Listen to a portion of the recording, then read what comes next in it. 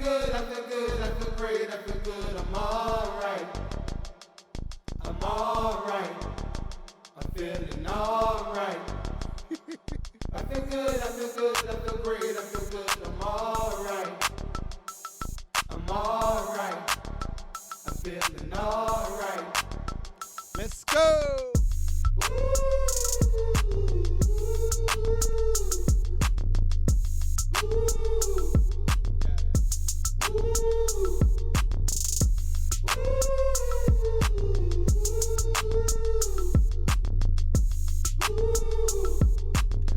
That's all I'm gonna do. That's all I'm gonna do. I got to do something random at the beginning of every pod. But welcome to another episode of the Man Lucrative podcast. I'm the host, the one, the only Magneto 7 in the building. I see the lights going up. The lights going up. Okay. I'm gonna reserve my cool. Because I got some ladies in the building. I don't want to look mad goofy. I ain't trying to look goofy in front of ladies. But anyway, welcome to another episode of the Man Lucrative podcast. Hopefully your week was amazing. My week has been like stellar. You know what? I'm lying. Let me not lie to the group of people that are looking and listening. So what happened?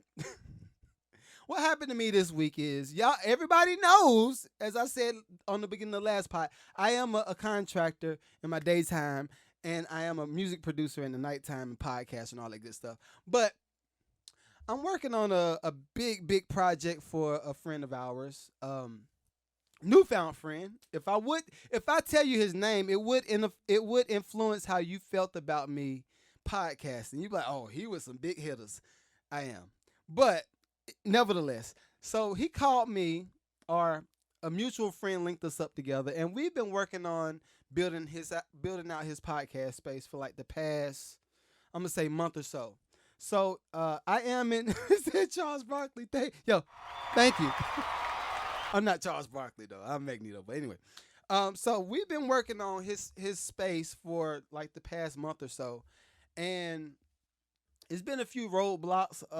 I don't know how many people are on live on either platform, but in Atlanta, we have a lot of different things going on when it comes to trying to build out a property, when it comes to tearing down walls, doing demo, all this stuff. It's a lot of red tape that comes into play just to get your building finished. So, like any other project, it was going beautiful. I'll say that. The plan, like, when y'all see, like, I'm gonna post the podcast studio on our interior design page. But if y'all not already following me, please follow me here and follow Staccato Design, STACCATA Design. That's my other company. But so anyway, we've been working on, we got the layout. The wall's gonna be this color. We're gonna build a stage over here. We're gonna have a podcast studio over here. When people come in from out of town, they got the green room. They got the mirrors. The ladies get to see their stuff, and it's just pretty, right? Just pretty. It's a pretty space that we're working on for this client, which I'm not gonna say his name. But first thing happens. Thank you. But first thing happens this week is we find out that the owner did not do all of his due diligence when it comes to the paperwork for certain things. I got my boo sound. I got to give him a boo because, it's a no go. Like, I erased my boo. Okay, so good for him, but I erased my boo. But matter of fact, yeah, I give him that. So I'll tell you that in a minute. But we're working on this space, and I got these doors. The doors that we ordered for this space is like the joints that you see in the W Hotel. If you in SLS, like in LA, Vegas, this is the caliber of space. This is the caliber of space that we're working on for this client. So, I've been told that I'm a great relayer of bad news. Look, when I relay bad news, it comes out just like y'all hear me right now. Like, this is exactly how bad news comes out. I'm like, yo, look, man, this is what's going on. When I deliver bad news, it's like a big bear hug. And I've been told that. But anyway, so I told him what was going on, and he said, you know what? Ain't no such thing as bad news. All news is good news. And I'm just like, wow, like, You beat me to being the aggressor when it comes to um a positive view on how I see something. Because as a contractor, I'm thinking about how many people I've had to deal with, and I'm just like, yo, if anybody that crosses a certain dollar amount, whether you spending 50,000, 100,000, 200,000 on space, when anybody's spending money like that, you might be like, okay, you trying to tell me to be positive, but I just be like, but anyway, it's been a rough week for me, and hopefully it hasn't been a rough week, y'all. But let's start with these first subjects. I got a few topics that I've been sitting on for a while. I have not been able to be active on social as I prefer, but I've been paying attention to everything. I've been paying attention to a lot of stuff. One thing I've been paying attention to is a lot of my fellas, especially if they're following my dad bod group. A lot of the fellas are doing some questionable stuff. I wish I had like some soft music or something right there. But a lot of fellas have been doing some mad questionable stuff, and I'm like, yo, all right. I was the one, right around the time that Twitch died. I said, yo, it's okay for fellas to be soft. Voice your opinion. My favorite pizza is tomato. That's what TikTok just asked me. Tomato pizza. Random. But anyway. So during the time that Twitch passed, I was just like, yo, I think I want to tell the fellas it's okay to voice their, emotions. Let their significant other know how they feel, this, and that. Don't tell me to be hard. I said that. I did. I might have to walk it back a little bit. Walk it back just a little bit. Cause all right, I'm seeing some soft dudes, and I'm gonna have a sound effect for everything at some point. But I've been seeing a lot of soft dudes, and I'm just like, yo, all right, what in your mind told you that it was cool to conduct yourself as a woman or a lady? I'll say that. Fellas, now is not the time to soften up, right? Especially if you in my 35 and up group. I know y'all be watching, but anybody from my 35 and up group, listen. Now is not the time for you to be soft. You're losing testosterone, my guy. I'm just gonna let you know up front. You're losing testosterone. And let me give you a few hints. Okay, so everybody's been following my journey. I done got like a little bit. I'm baby diesel right now. I'm not all the way diesel like I want to be, but I'm baby diesel right now. And I've cut roughly about 38 pounds. In between this time of cutting the 38 pounds, I have noticed the raw that side of me. I've noticed that coming out like raw. Like, yes, I do. Oh, Jesus is great. But I've noticed TikTok. I told you TikTok be going in. But I've noticed that my manlier side of my mechanisms, can I say that? Manlier mechanisms are starting to come out even more, and I can only contribute that to working out, eating right, getting my body back on track. Cause I've read that when us fellas cross that 30, 35 mark, you start to lose your testosterone and you start to get soft. You start to get soft, everything gets soft, if you catch what I mean. So I'm trying to help y'all out. I'm trying to help you out this week. So, fellas, take your pens out. I'm not gonna be here too long. Take your pens out if you're on Facebook, if you're on TikTok and you're a fella. Take your pen out. All right, these are a few things that you can kind of ingest to build your testosterone, and your testosterone mess with your mans in them. Again, if you catch what I catch, you get what I mean. Zinc, that's one thing. Make sure you take your zinc. Vitamin D is another one. Watermelon, listen. Watermelon, is if a man takes watermelon, okay, without being too candid and telling you my business. If you take your watermelon, if you start eating your watermelon like you should eat your watermelon, then the time of passion comes up. Then the watermelon is gonna help you out with a lot of things. I'm gonna just leave it at that. Cause what I've noticed is, I can't remember the guy. He calls himself Alpha M, I think, on YouTube. But the more you have blood flow in your body to service your muscles, all the what is it called, cardiovascular system, all of the things that you could do to help pump more blood in your system, that's gonna help you do what you need to do, your testosterone. Again, I'm not a doctor. I'm just gonna let you know some things that kind of help me out. Pomegranate, it's another one. Ginger is fire, and salmon, and I'll leave it at that. If you start ingesting all of that stuff, you're gonna feel like a beast, like for real, for real. And the reason I say that is this. Y'all know I have to bring the point home before I'm not just gonna leave it there. But the point is this: if we have the things in our system that we need to function properly, to deal with our stress in a better way, then we're gonna be manlier men. We're gonna be the men that God called us to be. All right. I'm not getting preachy. I'm not getting preachy or nothing like that. But yeah, that's just my 2 cents. That's my 2 cents, and I think my 2 cents deserves clap. All right. So my next thing, I've been looking at social media, and I've had a little bit of time to just examine what's going on. I don't like what I'm seeing, y'all.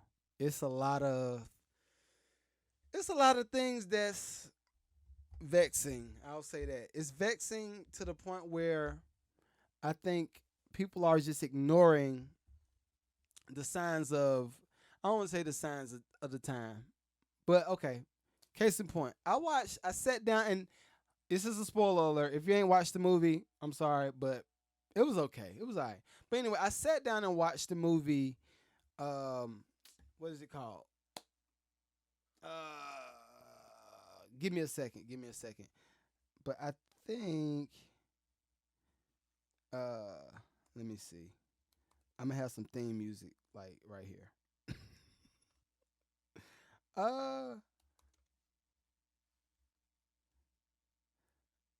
I'm sorry, y'all. But the movie is Megan. There it is. I just watched the movie Megan, and it was disturbing to me for a few different reasons. Of course, in music world and art world, they always say you wanna create some type of art that resembles life. It's a slice of, it's just life in a scene or something. However they say it, but y'all, I sat down and watched this movie Megan.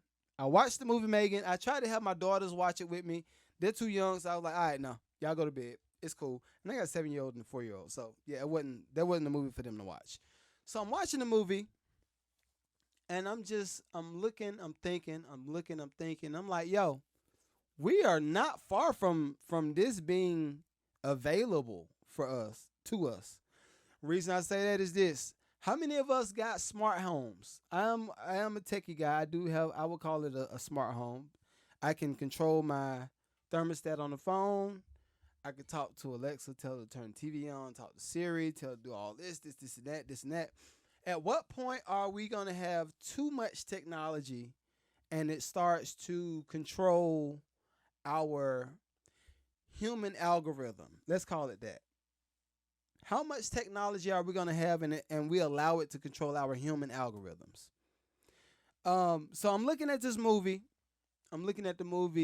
And, spoiler alert, but the little girl, mom and dad, dies in an accident. Then what happens is the aunt comes to get the little girl. The little girl's like, oh, I'm so sad, this, and that. The aunt is I think, computer engineer or something like that. She ends up building this robot, which is Megan. Megan ends up being super smart.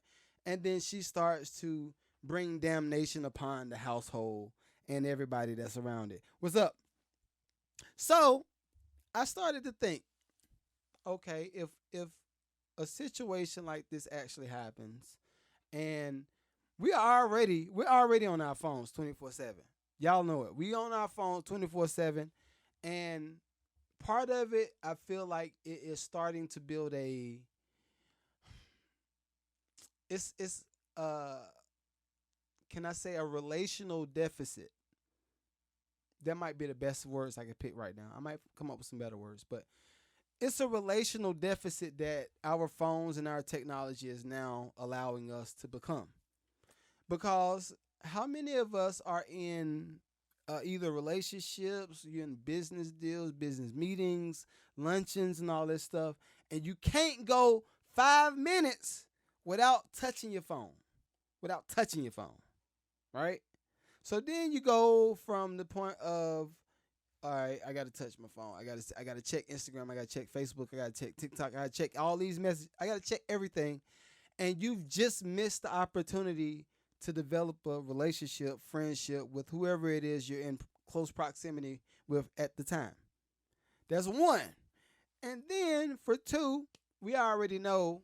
Uh, again, I'm not preachy this episode, but the mark of the beast and the idea of walking around with the chip in your hand and all this stuff. And at what point will the convenience be overbearing and it's not convenience no more? It's control. At some point, you got to cut it off. I'm sorry. A lot of how those people out west live is very attractive to me right now. Like if they're living out in the woods and living off the grid, that joint looking mad sexy right now. Cause I'm just like, yo, in the event that there are no dollars in our currency and everything is electronic based, who's to say that somebody don't just somebody? I'll say somebody. Who's to say that that somebody won't just turn off the currency? And you thought you were gonna go spend. You had $1,000 in your account. You about to go live it up. You're gonna go to the hibachi restaurant. Drake said don't do hibachi, y'all. But you about to go to the hibachi restaurant and spend a little bit on some food, do your thing for the night, and somebody turns off all your money. And then somebody turns off your car because we got to have electric cars. And the electric cars can drive itself and it can also report to somebody. But anyway, somebody can push the button and say, all right, you're not doing nothing for the night. We're going to enforce a curfew. What's up? We're going to enforce a curfew. Oh, no, I'm not staying at the house. Oh, you know what? Yes, you are. Button. These are things I'm just thinking about. So, going back to the movie. The Megan character goes in and says, you built me to be this smart. We've heard this before. We've heard it 1,000 times. But you've built me to be this smart, and outside of me being this smart, I have to protect you from you. That's what the robot said to the auntie. So again, at what point will convenience be too convenient, and it's now control?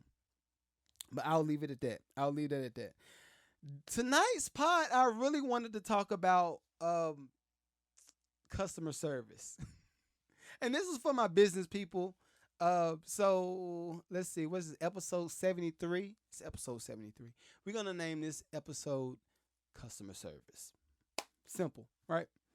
All right, so this week I've had to do a lot of problem solving, a lot of soul searching, and figure out how to make certain processes run smoother, right?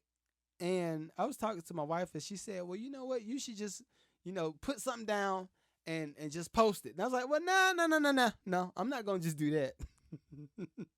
I'm going to actually talk about it on the pod, and then I can snip it up and do all that stuff that I need to do. But, all right, so my extensive life's research, because I coach people too, if y'all didn't know. But my extensive research in customer service starts all the way back in 1997. 97, 2099. One of them. So I got my first job when I was working at Blockbuster. Y'all didn't even know. Blockbuster was bought out by Netflix and all that stuff. But again, I'm not going to date myself. I'm just letting you know where this comes from. So in my Blockbuster days, I learned that, everybody says the customer's always right. And always They always say, give the customer what they want, service with a smile, all of the cliche-ish things that they say to push the point forward to the workers that you need to be nice to your customers. All of these things together. But now, being at my big age of 39, I'm noticing customer service is not just that. Customer service is this. How many times have you gone into a building and you, the customer, are the first person that says something to the person that works in the building? I'm guilty of it sometimes. But that don't feel right. Another thing, if somebody comes to your house, you don't want to be the first person to welcome them into your house.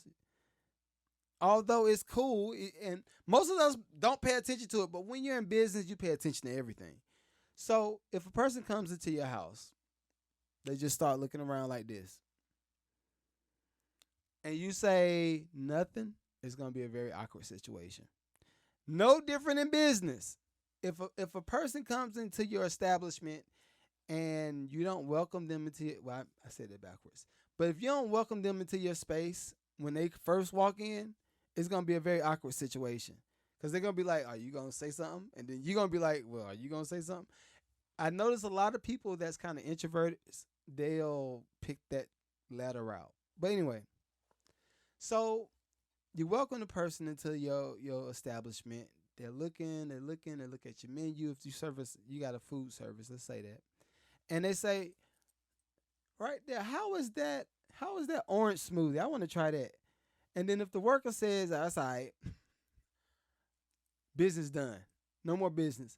And if your employee does that for another 100 customers, what do you think your reputation will be as a business when people walk out of your store? They're going to be like, yo, they mad rude over there.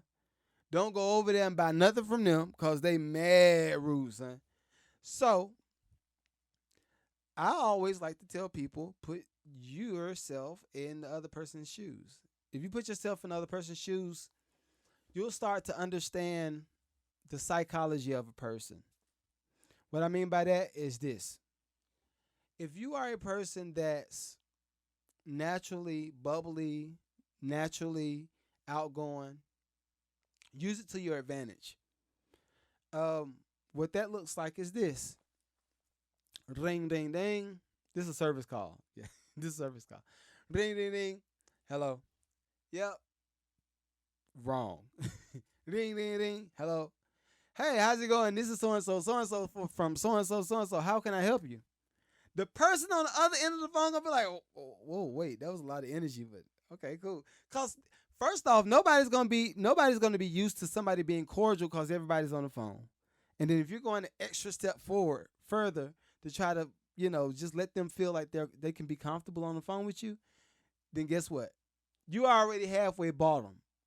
So it's another thing. You go in and they start talking. They say, well, look, I wouldn't mind. I'm changing businesses too. I wouldn't mind buying some doors from you, but I don't know if it'll be at my price point. But I would like to have somebody come out and do a quote for me, and let me know if you can schedule that.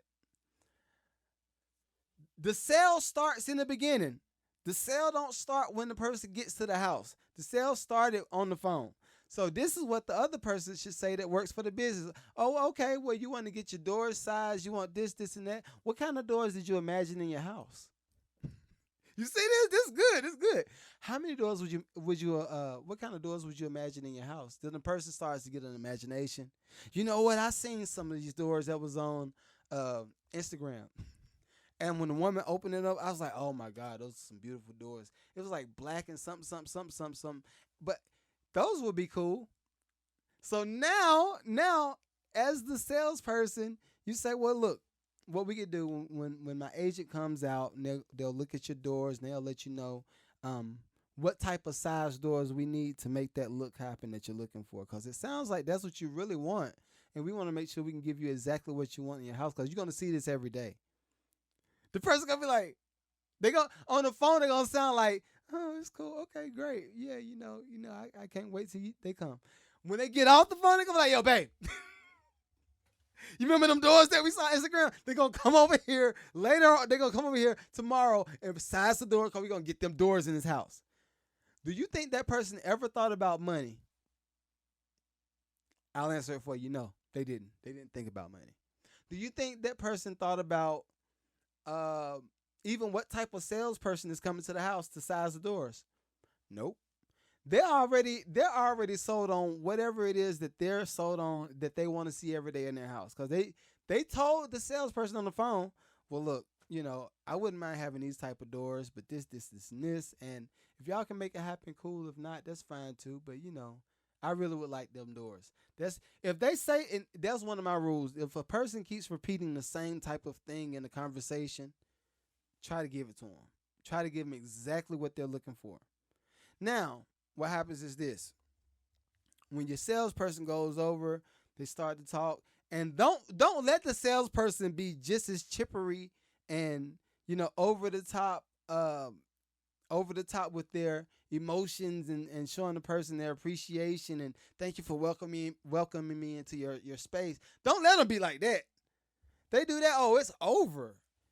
You could tell that client at that time, well, look, these doors might end up costing. And this is after you price it, of course. You price everything before you get there. But yeah, them doors, I know you said you wanted them. They're around $5,000. Client's going to be like, okay, I can make it happen. And a lot of people that own their own businesses will downplay the sale. They'll downplay the service. They'll downplay the potential that they have between client, customer, company relationship. They'll downplay it because they feel like they're not worth it. But I've seen where somebody could come in and sell a trash service, but the way they sold it, couldn't nobody else do it. All right. Next thing in the customer service realm. Next thing. How do you make people feel when you're in the room? And I know Facebook kind of be in and out, but how do you make people feel when you're in the room? Do they feel like, I'm glad that this person came into the room because whenever they come into the room, the atmosphere feels better?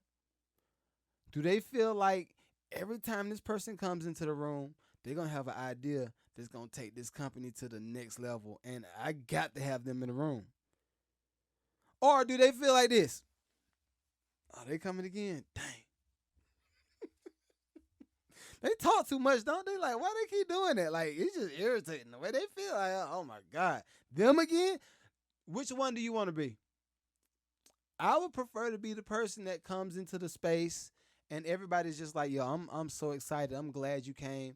And like every time you come, you just make things better. You want to be that person. You want to always be that person. One way to start being that person is to impress you first. You ain't in nobody's room to impress nobody but yourself first. And what I mean by that is this. How do you think you would feel if you were in, I'm going to say fat zone, because I'm coming out of fat zone. All right, let's say that. How you feel if you're in fat zone and you're super out of shape, you're overweight, everything hurts every day, your back hurts, your legs hurt. Nothing feels right. Nothing feels like it's ever going your way. How you think you'll feel? Like trash, right? Right. So then to take it a step further, when other people see you showing how you feel, which is like trash, they're going to be like, oh, yo, that a trash bag. Like, yo, like, is that a dumpster? Like, why are you here? Like, especially if it's high caliber people. They don't do well to people. They don't do well with people that just makes excuses and, pity party, sob story. Don't be that person. Don't be that person. But if you start to impress yourself first, which is, I'm a little bit overweight now. Let me start doing some push-ups. Let me start walking around a little bit. Oh, I'm walking around. I'm doing good. I'm doing about 3-4 miles. Let me join the gym. Oh, I'm doing good in this gym. I done cut about 20, 40 pounds. Let me do this, and that. Ooh, I feel good. I like how I feel. Let me try some new clothes, and because my clothes too big, so I got to do something. When you start doing that, you're impressing yourself. When you start impressing yourself, everybody else follows the way you feel about yourself. It just happens that way. I don't know why. I don't know how. It's just like a magnet to. It's a magnet for energy. I was in my buddy Mike's smoothie, tropical smoothie. Shouts out to Mike. Yo, if y'all like tropical smoothie, go to tropical smoothie in Alpharetta. Get a tropical smoothie. Anyway, but I went to the smoothie shop after a workout, and I told him, I said, look, that was earlier this week. She said, how you feel? And they know I always come with the energy. I'm that every time I go in there. How do you feel? Hey, Mike, this is that. I said, I'm good. I'm good. She said, well, how do you really feel?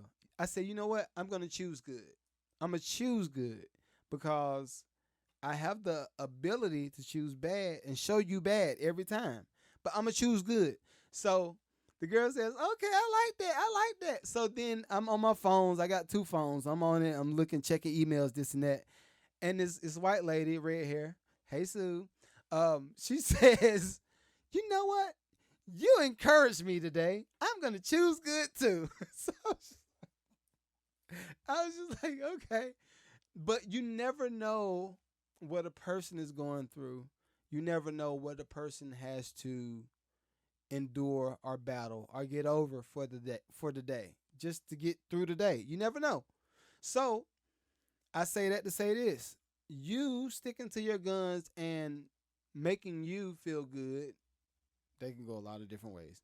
But making you feel good and you impressing yourself will it'll in return make people be impressed by you and impress themselves. And it just keeps going and going and going and going. But anyway, something else I want to add to this is sticking to something. I notice when a lot of thanks, cuz, but I notice when a lot of people are in the space of trying to figure out, I guess, the next move, the next plan, uh, what success looks like to them, it's very hard to come up with a routine and a schedule that's uh, forward moving. And what I'll say is when you are in the space of kind of like that funk, when you're trying to get out of that funky space, it's easy to just get in I guess, get depressed. That's one of the feelings, one of the emotions. It's easy to also not want to do something. Like if you're for me, right? For me, I'm used to podcasting. I got used to podcasting by myself for a while. And I think the first maybe 30, probably the first 20 episodes or so, I podcast alone, right? Then I had a partner come in around episode 30, and it was great. I started building chemistry with that. And then my partner had to get occupied, and he was doing other things. So then it's back to me. Now, at this point, I had the opportunity. I had the choice. It's not opportunity if you quit. But I had the choice to keep going on potting, or I had the choice to quit because I'm already busy. My days start at 5 o'clock in the morning. And a lot of times my pot, y'all see, it's 11:40. It's 11:40 at night. So I had the option to be like, yo, I'm tired. I'm not gonna do it. But it's something that just won't let me stop doing certain things because you just start getting into the routine of delivering, deliver. And I ain't talking about the guy from Instagram. I'm delivered, not him. I'm talking about delivering on something, delivering on the promise that you started. And one of the goals was I said, all right, well, the podcast has to generate the eyes so I can start teaching and educating people on financial awareness in the entertainment business or financial awareness from an artsy side of things. And I can't do that if I don't have a fan base for it. Well, not a fan base. If I don't have a following or people that's consistently supporting the content. Can't do it. But then the flip side of that is this. If you don't deliver on something on a consistent basis, people will always look at you as being an inconsistent person. That might be a bar. That might be the bar of the night. If people start looking at you as an inconsistent person, you may as well hang it up. You're gonna have to try to build that reputation of delivering. It's gonna be hard. It's gonna be very hard, but your reputation precedes you. Everybody's heard that before. If you got a reputation of being a quitter or being a trash person, then people know you as being a quitter and a trash person. But if people have a perception of you always delivering, when he says something, oh, he make it happen. Now you never know how long it's gonna take, but when he say he gonna do it, it's gonna be hot. Something I used to do when I was in high school, first started. I've always been a person that just likes stuff. I ain't gonna lie. I've always been a person that likes stuff. Hey, that's what it is. But when it came to material stuff, I just put it out there. I'm like, yeah, I'm gonna get the gold chain. And then it might take me about a month or two, save the money, I go buy the gold chain. Then I say, you know what, I'm gonna buy I started getting cocky with it. I ain't gonna lie. That's probably why I lost everything the first time. But anyway, but I've always been a person to just say, if I say I'm gonna do something, I do it. And I got that from my grandmother. I got that from my grandfather. Like, they've instilled delivering in my blood, in my genes. I just have to deliver. So it's nothing different now when it comes to podding and when it comes to building a network and building out different businesses. I said when I first started doing these pods, I said I want to help 1 million artists make $1 million. Now, how long will that take? I don't know. But I can say I've helped one artist make 100,000. I've helped one older guy, make 87,000. So I'm creeping up. But it's the thing, like, yo, if you start to deliver and you stop, like, why? You start look crazy. You start looking mad crazy. Don't start doing something and quit. That's one of the worst things you could do, because when you start back, you're gonna have that many more obstacles come up to push you away from the goal than to push you towards it. If that makes sense. Building momentum is hard. Building momentum for anything is mad hard. When you first try to start losing weight, think about it. I love to go back to that example because weight is one of the first things you can see. Like, if you say you're going to lose some weight, you can see if a person's losing weight and if they're doing the work, because you can see it. Like, you lost, your face looking smaller. But if the person not doing the work and you see, you went up in sizes, like, I thought you used to be a size 14. What happened? You get it. Y'all get it. All right, so become a person that sticks to your guns. I'll leave it at that. Now, I got to touch my musicians. I'm almost out of time, but I got to touch my musicians for a little while.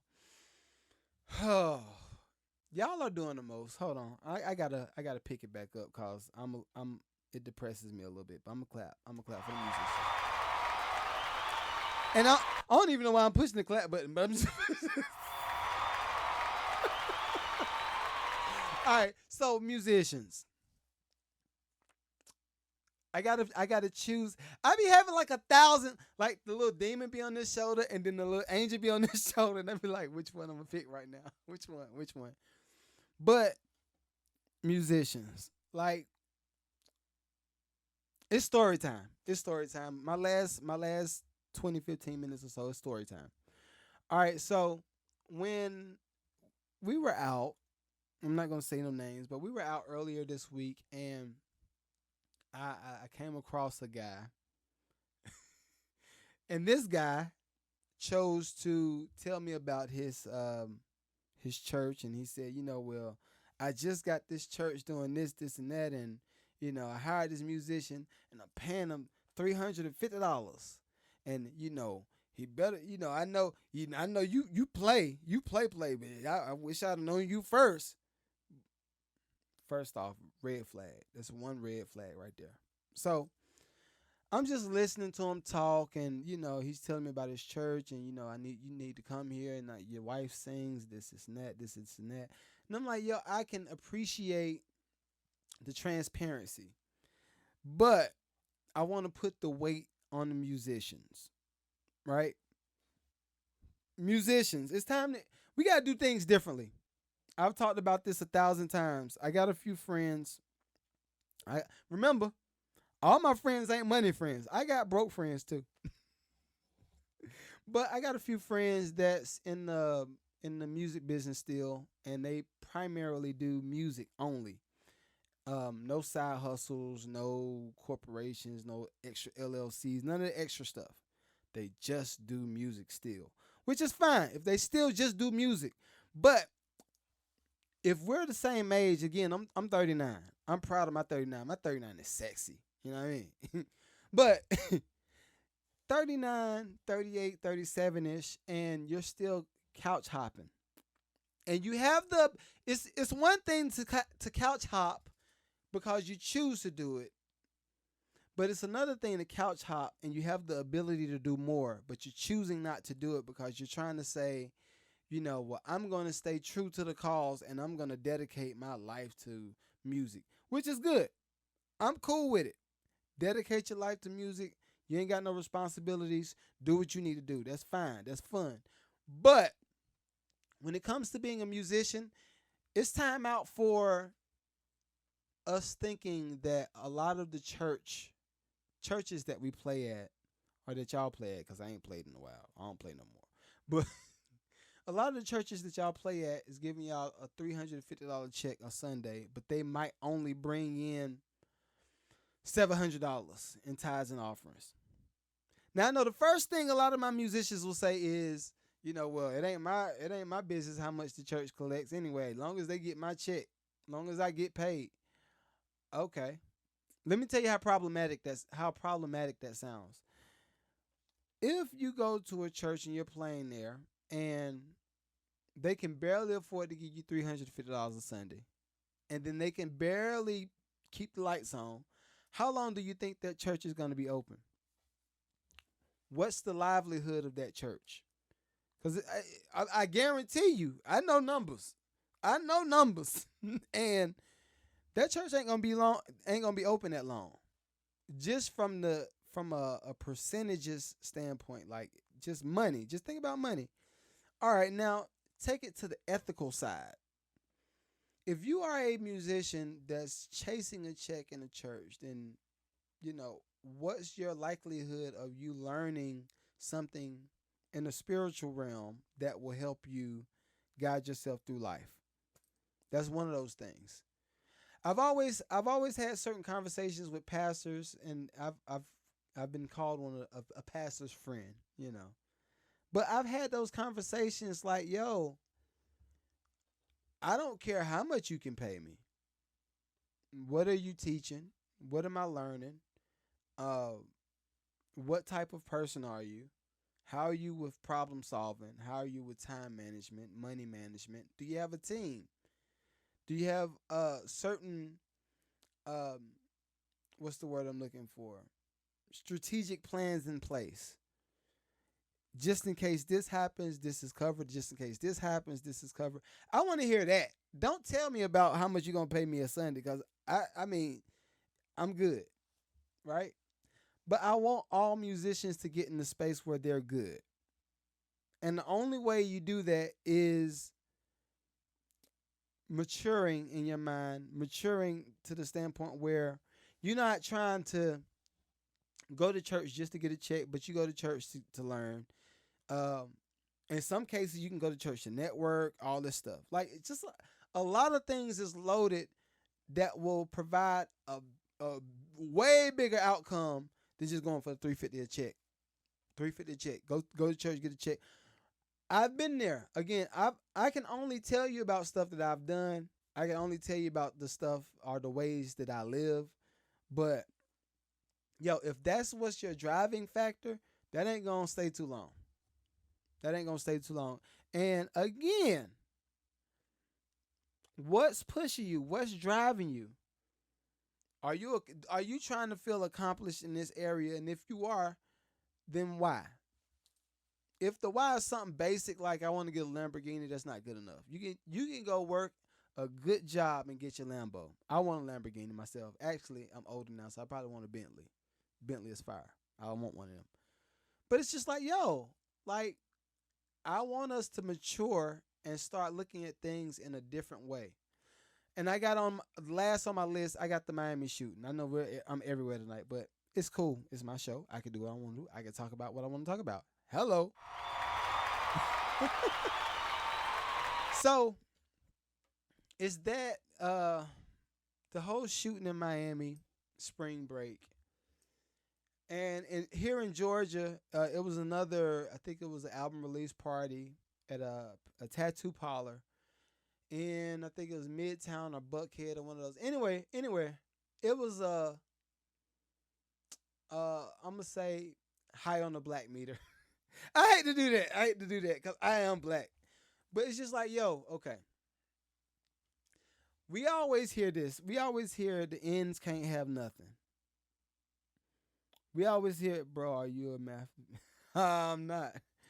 But we always hear ends can't have nothing. Y'all have to fill in the blank. I'm not gonna let YouTube demonetize me. But we always say ends can't have nothing, and you know, we get the blame placed on us for a lot of random, I'm gonna say crime, right? And that's a deep hole that I'm not gonna get into tonight. But I will say, I think it's time for a lot of my creative people, the musicians, even tattoo artists. Like it's time to start trying to. It's the culture that we're providing is not a culture that can be sustainable. If we have a shooting every weekend because somebody didn't like something, that's first off. That's why when I first started the pod, I said there's a lot of soft dudes. That's a part of what I'm saying too. You can't let everything get on underneath your skin. It's time to start building up your tolerance for BS. It just is what it is. I like fly stuff like anybody else, but if somebody step in my shoes, it's like, all right, I'm gonna feel away. Now, if you do it again, pop. But anyway, it's like, yo, what culture are we starting to develop, and how long do we think we're going to be able to sustain this culture? Now, a lot of people are in a rat race, and I understand it. Check the check, I understand it. But even check the check is solvable. I guarantee you a lot of people that's either check the check, it's going to be three things that I know. If you're living check to check, it's three things. One of them is, have you started a budget? If you ain't starting no budget, start there, right?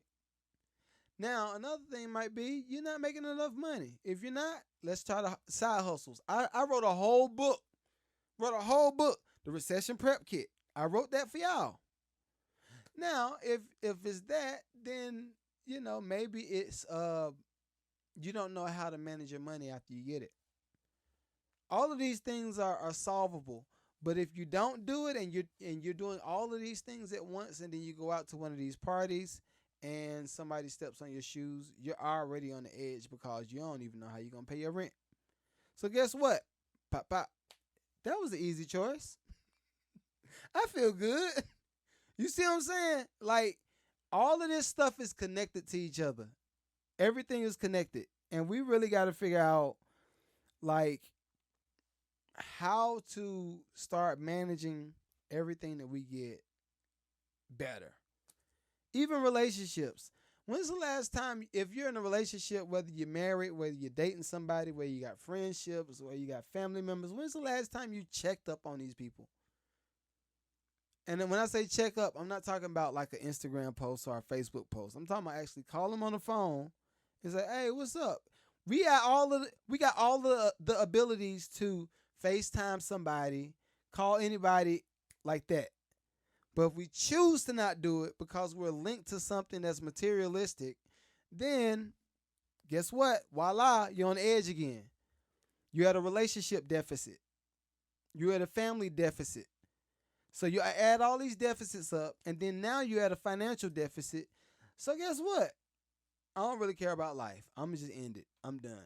Like a lot of people, I really feel like a lot of people are really attached to a lot of random stuff that they don't have to be attached to. And I'm letting you hear what my heart is this week. I had a lot of uh antic based pod topics, but I really want to just talk to everybody tonight cuz I don't like what up down there. But I don't like where a lot of people are just placing value. If you're placing value on all this materialistic stuff, and I'm not cussing, YouTube. But if you're placing value on all this materialistic stuff and they take it away, then what happens? You're not valuable no more as a person. You don't have the potential to make it again. Listen, I've told y'all plenty of times about my broke season of being $278.66 in deficit. And didn't have money. Didn't have no kind of money coming in. But I was gonna figure it out. I'm a pray. I'm gonna manifest this thing. That's why I'm so hard on those people too. Like I was one of those people that was like, I'm gonna manifest. I'm gonna manifest everything good, and everything good is just gonna fall in my lap after I manifest it. I'm just pray about it. I'm gonna give it to God. Yes, that's part one. That's part one of the journey. Part two of it comes up with what are you gonna do to manifest what it is you're trying to manifest. Part three is okay. Once you do what you do, did it deliver? If it does deliver, oh great. Matter of fact, no, great. It delivered. You did your thing. You did your thing. But after it delivers, then how long can you do it? Because guess what? The person that stops, if you made 100,000 this year, I like to put numbers on the board. You made 100,000 this year. I'm gonna put it right there on the screen. You made 100,000 this year, and you say, "Man, I feel good about this 100,000. My lifestyle I only have to live off 30,000, but I made 100 this year." I guarantee you something in your lifestyle is going to jump up close to that 100,000 and you're going to be like, I got to make 100,000 next year again. True. All right, cool. You start doing that. Let's say you start spending 100,000. You don't think you got to go out and make 200? After you make 200,000, you don't think you got to go out and make 300? Like you got to keep growing. That's the progression of life. Because even with that, say you don't spend 100,000. Say you stay at 30,000 for the rest of your life. You stay at 30,000, but you make 100,000. Well, guess what? Now you can start contributing to nonprofit organizations. You can start blessing people in the street that ain't got nowhere to stay. You can start blessing those family members that have ideas with businesses and get your piece cost. If you invest in that company, that makes you officially a what do you call it? You're a capital investor. Yo, like never stop growing. That's one of my things I've really been focused on this year. Just developing into the person that I need to be to help as many people that I can help. Cause again, what I tell you when I first started, my idea was to help 1 million artists make $1 million. Now it's kind of morphed into not just artists, but it's just everybody that's in a creative field, entrepreneurs, anybody that just wants to just do good and help as many people as they can help. I'm here for them. Now, the funny thing is, and I'm about to end because I got a few minutes left, but the funny thing is I know exactly when somebody is trying to get the information out of me, but they have no intentions on helping nobody.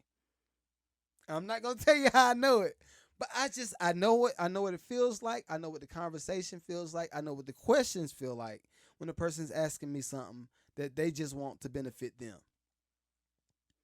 If a person comes to me and they want to ask a lot of questions, my first question would be like, well, okay, why? And if they start saying, well, man, I gotta be rich out here, man. I gotta make it. I gotta this and that. That's a real surfacey reason. All right. I'm gonna give you a few more chances to explain to me why you need me to help you. Because I got receipts. Told you we got one artist over here. I think he's in California. $100,000. He had his first $100,000 year last year. Send me the message. I was like, yo, congrats, bro.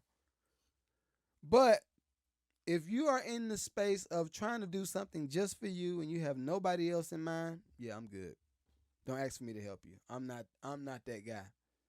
Now, if you are in it just to help yourself, all right, cool. Let me get a piece of it. I'm gonna help you. And my advice and my piece and my cut, I'm gonna go help people with what I make. I'm gonna help them out because that's just where my heart is. But yo, we are in a deficit, y'all. If y'all don't feel it, I'm sorry for you. But it's brace the hit. Even the banks, and I'm not getting into that. We talked about that a little bit. But anyway, you know, I'm gonna go to TikTok. I'm gonna go to Facebook, see what I got. I got a few more minutes. Anybody got any questions? I saw somebody post something earlier on TikTok. Sup, cuz, what it do? Do you believe in Jesus? I do. I'm thinking Kevin Hart. The guest, okay. I did not. I haven't interviewed Kevin Hart on the pod. I would. That'd be dope though. So the guest, well, not the guest, but the friend that I'm working on the space for is Ash Cash, and Inside the Vault. I'm the contractor over his next building, that he's about to move into, and it's just been different. It's been different, but I know everything's gonna work out. I would like to know how to invest in the metaverse. All right, so I did a pod about the metaverse too. I did. I don't know, and this is my thing and what I believe, right? I personally believe that as much as they're trying to sell the technology is here to help people come together, and you got this virtual workspace, and if you go in here, then it's just like being in person. It's not. It's not, because guess what? If you're in person with somebody, you're not getting charged for the time that you're in there. What happens if the internet starts to be it's a tab that's attached to the internet? Let's say that. All right. What happens if how everybody can Google for free right now, technically, and we're paying phone services and internet services. But anyway, let's just say internet starts to charge every time you want to Google. I say, oh, 9.99 a month. You gotta subscribe. You gotta subscribe to Google, 9.99 a month. People gonna have to do it because we've gotten accustomed to doing it for free. It's part of our lifestyle. So now let's fast track this thing. If you're in the metaverse, and I'm on Facebook, they probably have killed live, but you're in the metaverse, and you've gotten accustomed to using it for free, and it's cool things. I can go see concerts in this joint, and I can do this, and that. And they say, 9.99 a month. And then it goes from 9.99 to how much is Hulu, Netflix, and all these other companies, Like, everything's going to be charged at some point. So I would prefer for us to try to do things the old fashioned way. Develop relationships with people. Go see these people. Go network with these people. Build friendships with these people. Do mixers and all this stuff. Like, do the things that's going to put you in contact with the next person. But if you want to invest in the metaverse, I think it is necessary, because it's going to be a lot of people that's just going to be in there. Period. I have gone up. Yep. Everybody's going to keep going up, and that's my thing. They said that all of these platforms are going up. Yo, so it's like when you know something is coming, you just can't really pinpoint how or the angle that they're gonna hit you with, but you know it's coming. Like, I pay attention to all of the banking systems, and I pay attention to cryptocurrency, and this is what I look at. Why was it when cryptocurrency first came, and everybody was talking about what were they talking about? Bitcoin and XRP and all these other coins, right? And then the recession comes, and it's like, trash, right? And I got some bread. I got some bread in cryptocurrency. I was like, it's cool, because I know what's gonna happen is this. in the next 5 years or so, and then I might have to choose this clip and just post it 5 years from now. But the next 5 years from now, Bitcoin will be a normal traded uh, currency. I feel, and just how they're trying to promote the idea of a universal currency. How you think they're gonna do it? The easiest way to do it would be in crypto. Transition start, cause see what I've had to start looking at too is my age group might not sell out to it, but my daughter's age group, if all they know is digital this, digital that, this and that, they never touch paper money. I think we got a piggy bank in the house because we want them to learn how to count money and all that stuff. But if their normal trade is on the phone and oh yeah, I put $1,000 right here. Oh, can I get some money? Then you send $300 this way, and then you spend the $300 by tapping your phone on this, and nobody ever touched no paper money. Think about it. That's where we're going. It's going to be normal in the next 5 years. So I think wherever you can invest in some type of digital base something, do it. Now, I will say this. It will be even better if you can team up with somebody and develop a utility based digital something and sell it to governments and sell it to different companies. And it's just like when the airplane industry came out, when Boeing came out, and they say, yo, we can do the airplane. It might be the cheapest one, but we're gonna do it the best, this, and that.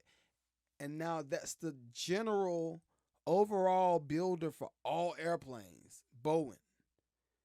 Just like when Apple came out and everybody had the little rainbow computers, and then he took a break for a little bit. Hewlett Packard came in, and Hewlett Packard said, well, look, we're going to do this, we're going to do this, we're going to provide this for the school system, and we're going to provide this for the businesses. And then we're going to have the operating systems that you work inside of retail and this, and that. Guess what? Sold. Microsoft. Done. Oh, you know what? We want to do phones too. That's the type of stuff that I'm looking for out of the creatives. The stuff that will really like shake the ground and just make people, when you come up with something that people have to work with, then you know you got something that's worth some money. Cause and me and my wife have been getting on different I've been making her mad when I talk about music. But I just be like, yo, like I love creating music. I'm never gonna stop creating music. I'm gonna always create, right? But when you start touching real estate money and you start touching contractor money and you start looking at how people value those two different things, and it's just like, yo, you have to come up with something that people have to have, right? And that's why and I've been getting musicians mad, but it's a real question. You'd be like, yo, bro, I know you produced, you got a Grammy, this, and that. You want to hear my music? I'm like, no, I don't want to hear your music. I'm not interested, right? You know why? Because I know behind that paywall, all of the labels, I'm not going to say no label names because I got a few friends that was like, yo, you don't need to talk about this no more, but it's cool. It's cool. But, yo, I know that they put a buttload of money into this song to make it work. Why is it that every time a new artist, i.e., 50 Cent when he came out, hell, Eminem when he came out, I'll bring it to current times, Young M.A. when she came out, who else they let go? I'll say let go big. Nicki when she came out, Drake. Now Drake is a real one though. Drake actually got the work. Lotto, that's a perfect example. Why do y'all think that every time an artist comes out, song is popping on every radio platform, on every radio station, on every streaming platform? Oh yeah, her joint just went viral. That's not by chance. That label just put $100,000 into the Atlanta market. They put another $100,000 into the DC market, another $100,000 in Texas, L.A., New York, London, Paris, and it just keeps going. So it's guess what?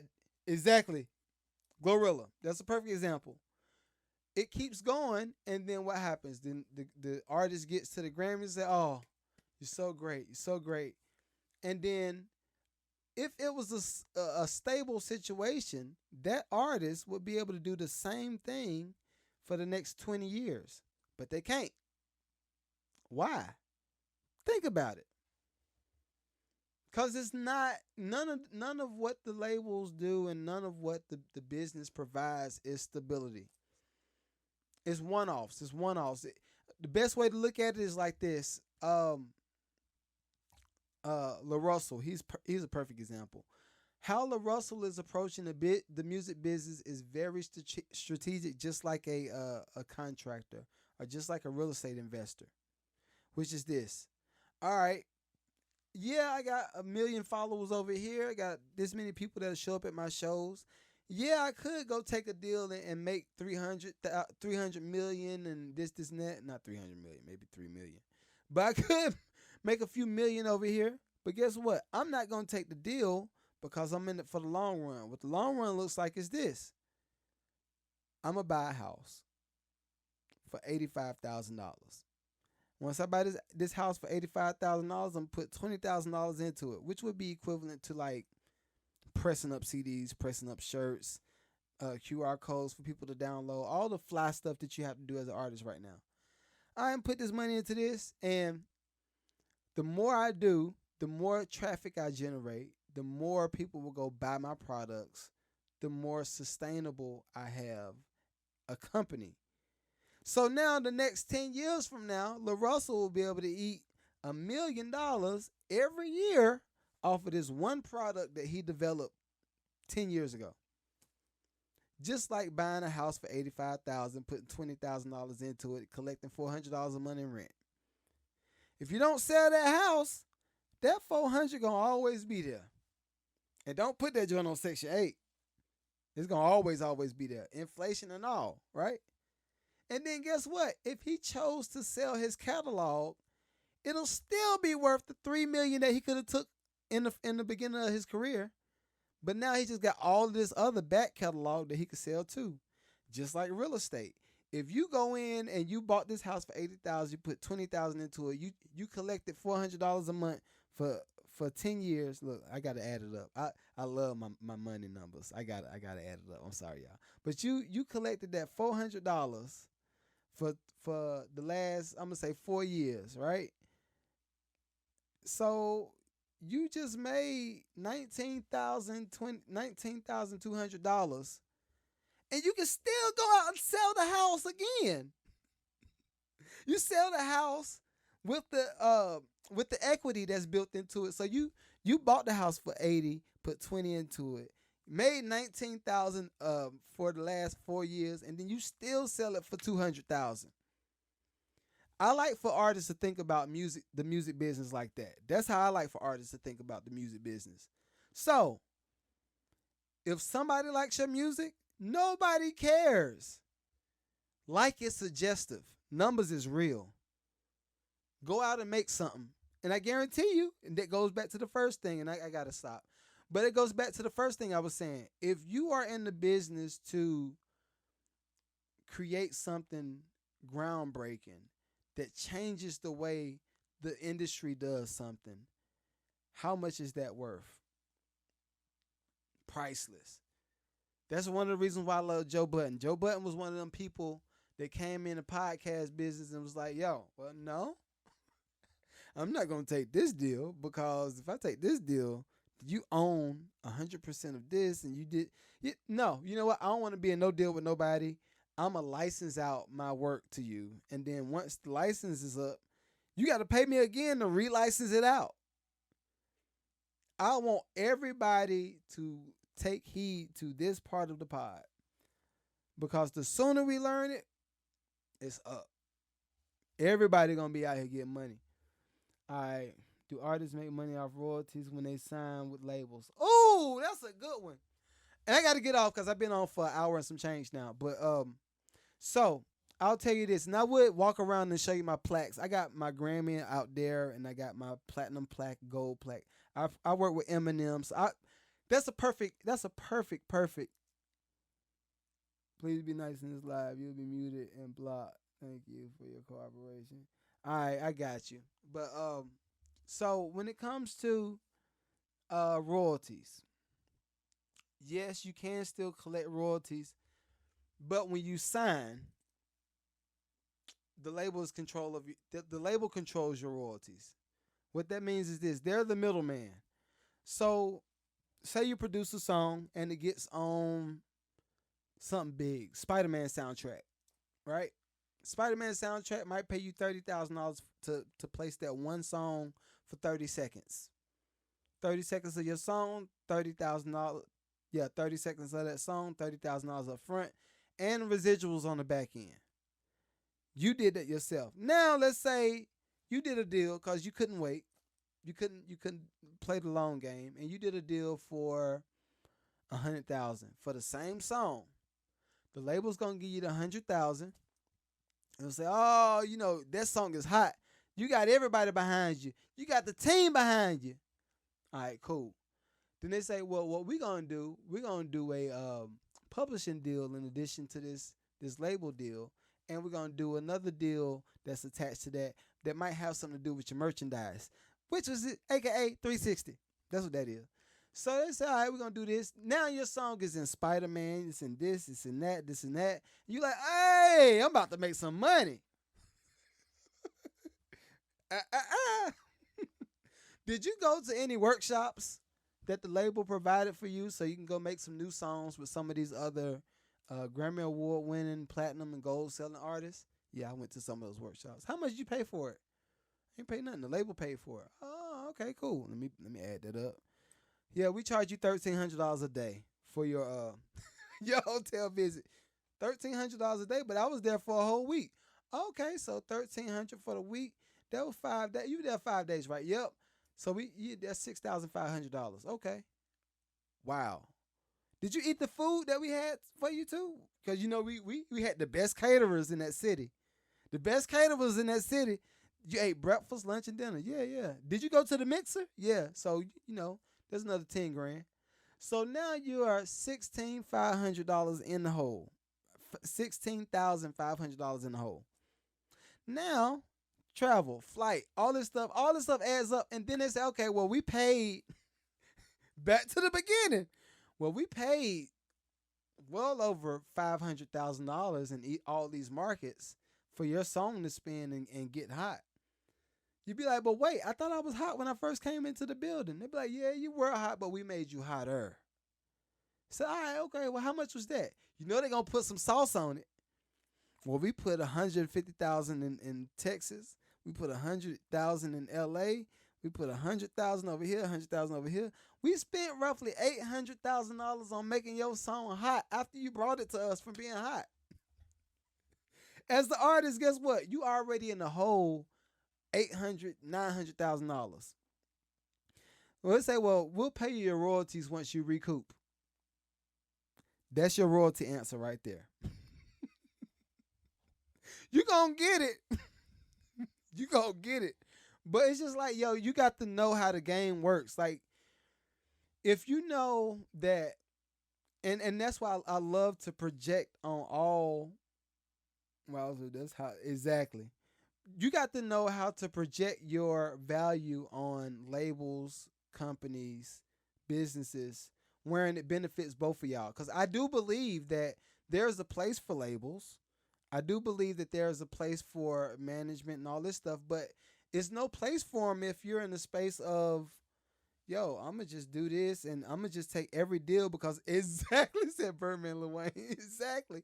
Like, yo, artists don't have to take the deals. I think, what's his name? Russ. Russ was a perfect example. He did, I think Russ said he went and took out $100,000 or something like that from a bank. When you take money from a bank, guess what? You just got to pay the bank back plus a little bit of interest. And you know exactly what those numbers look like. And Russ was saying, look, I made $1 million this and this. I made $1 million on my streams. Yeah, it's possible because you did it the right way. You controlled it. Now I guarantee you, if he tries to spin in any market, anybody that's over that radio station, program director or whatever, they're gonna step on that record because he's not helping to push the motive of the company. Everything that they do is made for them to control what you do. So hopefully I went around the world to get to the answer. So but I am an hour 15 in, y'all. I will see y'all next week. If y'all do want to hear this replay will be on YouTube tomorrow. It's the Mad Lucrative Podcast. The Mad Lucrative Podcast. Uh, and thank you. Thank you for coming through. All right, I'm out.